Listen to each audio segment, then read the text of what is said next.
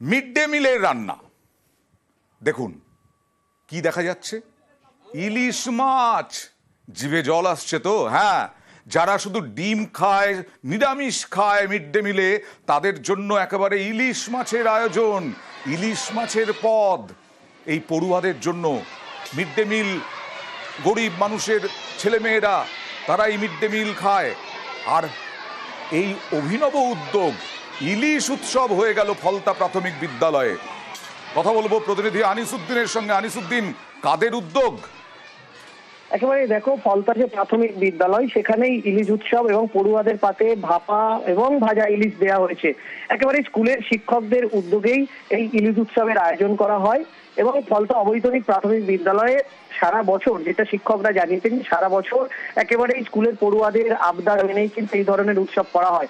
যেখানে দুর্মূল্যের বাজারে এই ইলিশের দামে কিন্তু একেবারেই ছেঁকা খাচ্ছে বাঙালি, সেই জায়গায় স্কুলের শিক্ষকদের উদ্যোগেই এই ইলিশ উৎসবে চেটে পুটে খান কিন্তু স্কুলের পড়ুয়ারা। এবং স্কুলের পড়ুয়ারা জানাচ্ছেন যে তারা বিভিন্ন রকমের পদ, ডিম ভর্তি ইলিশ।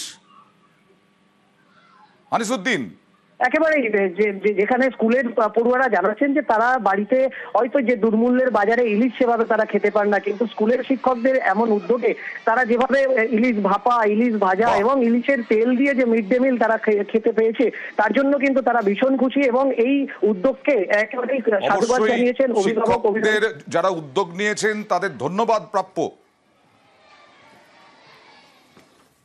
আজকের আমাদের খাইয়েছে ইলিশ ভাপা, আলু, তার সঙ্গে তেল আছে, ভাত আছে এবং ডালও হয়েছিল। আমরা অনেকে ইলিশের সঙ্গে ডাল খেতে চাইছি না, তাই জন্য স্যার আজকে ডালটা দেয়নি। কেমন লাগলো খেতে? খুব ভালো হয়েছে। আজকে ইলিশ মাছের ভাপা খাওয়া হচ্ছে, আর বাড়িতে সেরকম ইলিশ মাছ খাওয়া হয় না। স্কুলে এমনি সময় মিড ডে মিল খাওয়ানো হয়, আজকে ইলিশ মাছ ভাজা, ইলিশ মাছ ভাপা খাওয়ানো হচ্ছে। এটাতে আমরা প্রচন্ডই খুশি, কারণ এই ইলিশের প্রচুর দাম, আমরা সেটা তো সবসময় পারি না। স্যার এই স্কুলেতে প্রচুর জিনিস করেন, নতুন নতুন, নিত্য নতুন। তার সঙ্গে যে এই ইলিশ উৎসবটা করেছেন, এতে আমরা অনেক খুশি। বাচ্চাদের আনন্দ বা বাচ্চাদের আবদার মেটাতে এই অনুষ্ঠানটা করা হয়। অন্যান্য সময়ে মাছ হয়, ডিম হয়, আর এই এখন তো চিংড়ি সিজন, প্রায় প্রতিদিন আমরা মাঠের যে চিংড়িটা পাওয়া যায় এই চিংড়ির ব্যবস্থা আমরা করি। আমার অনেক ছাত্র যারা মাছ ধরে আর কি নদীতে, তারা খুব কম দামে, মানে যে দামে তারা বিক্রি করে পাইকারি দেয় তার থেকেও কম দামে আমাকে দিতে পারে, দেয় আর কি।